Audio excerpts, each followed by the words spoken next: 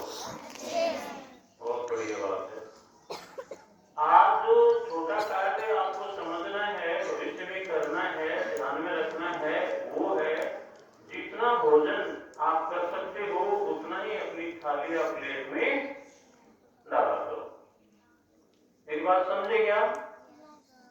शादी ब्याह में, दावत में, भोज में आप कहीं जाते हो तो आप खाने का बड़ा भारी वेस्टेज करते हो।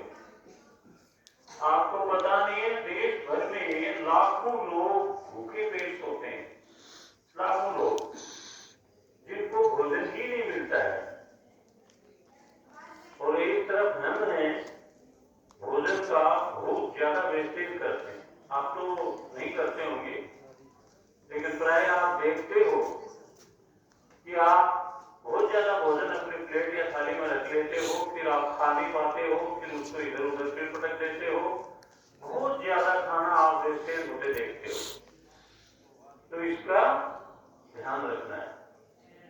और जहां तक संभव हो सके खाना बैठ करके खाया करो। आपकी पालकी मार के आराम से बैठ करके खाना खाया करो, कभी भी आप बीमार नहीं होगे। समझ गए ना? ये अंग्रेजी खाना ये और अंग्रेजों के लिए है, उनकी कल्चर अलग है, उनका जो ज्योग्राफिकल स्ट्रक्चर है वो अलग है, वहां की जलवायु अलग है। हमें अपने देश के हिसाब से चलना चाहिए। जैसे पहले आपको बताया जा चुका है, पानी बैठ करके पिए, दूध खड़े होकर के पिए, भोजन बैठ करके खाएं।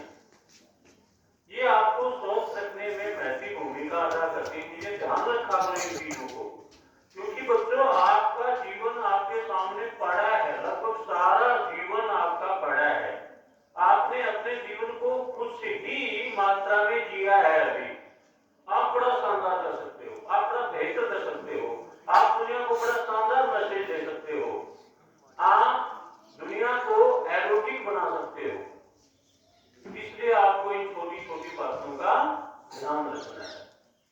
आज का प्रसंग है अमर शहीद, अलबेला भक्त और अद्भुत शक्ति का धनी, सामर्थ्य का धनी भगत सिंह हुआ है। 23 मार्च 1931 को राजगुरु सुखदेव और भगत सिंह को लाहौर की सेंट्रल जेल में समय से एक दिन पहले फांसी दी गई थी और हंसते हंसते फांसी खाई थी उन्होंने। इंकलाब जिंदाबाद, भारत माता की जय हो, वंदे मातरम, ये उद्घोष किए थे उन्होंने। आप कल्पना करो कि आपको इस दुनिया को छोड़ना है, आपको मौत के मुख में जाना है और आप हंसते हंसते हुए उसको अपने गले लगा रहे हो, तो छोटी बात नहीं है। न भूलो न भविष्य थी, ऐसे लोग बहुत कम होते हैं भगत सिंह जैसे। एक दिन पहले भी कहा था, आपकी जो ऊपर वाली मंजिल है इसमें 2 फोटो लगे हुए हैं, ये इन्हीं के क्यों लगे हुए हैं? और भी बहुत सारे क्रांतिकारी हुए हैं, बहुत सारे देशभक्त हुए हैं, इनके क्यों लगे हुए हैं? इनके बारे में कई बार मैंने आपको प्रसंग सुनाए हैं, ये औरों से अद्भुत हैं। ऐसे कोई हजारों वर्षों में एक आध बार जन्म लेते हैं। फिर रोजाना आप लोग आते समय आप वहां से गेट से घुसते हो, तभी अपनी नजरें ऊपर किया करो, अपने आप को गर्व महसूस किया करो कि ये मेरे देश के शहीद थे, ये मेरे देश के लिए अपने प्राणों की आहुति दे गए थे। रोजाना नियम बना लो, इनको देखा करो। एक दिन आप भी ऐसे साहसी, ऐसे योद्धा, ऐसे बलिदानी, ऐसे देशभक्त बन जाओगे। क्योंकि जैसा हम सोचते हैं, जैसा रोजाना करते रहते हैं, वैसे ही हम हो जाते हैं।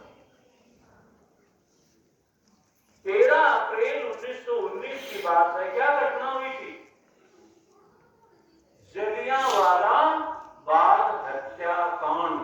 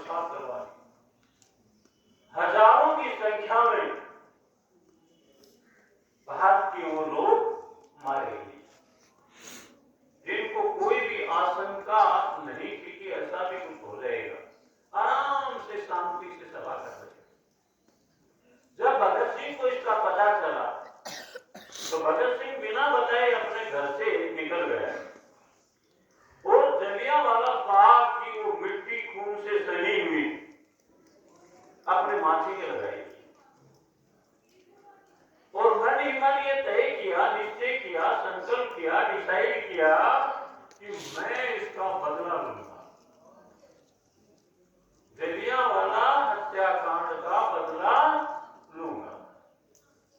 वो सैंडर्स को नहीं मारना चाह रहे थे, जनरल डायर को मारना चाहते, लेकिन वो धक्के चढ़ा नहीं और वो डीएसपी सैंडर्स की हत्या करके लाला लाजपत राय की मृत्यु का बदला लिया।